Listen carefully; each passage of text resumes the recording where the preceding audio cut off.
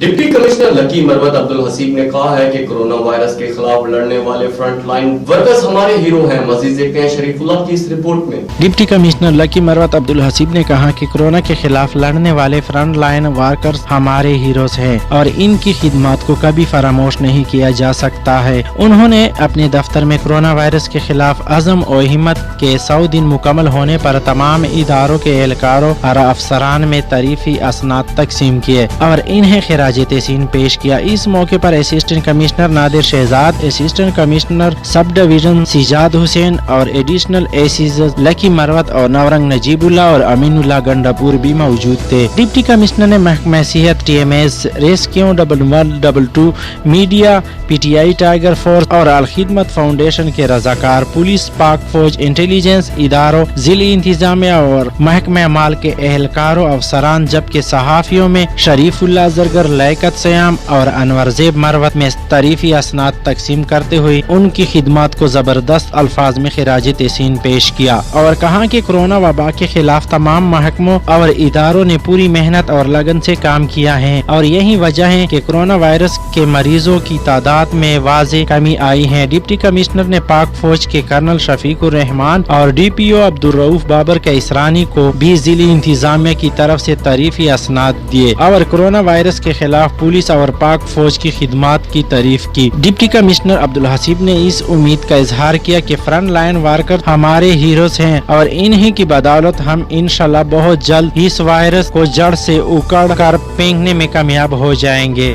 जी।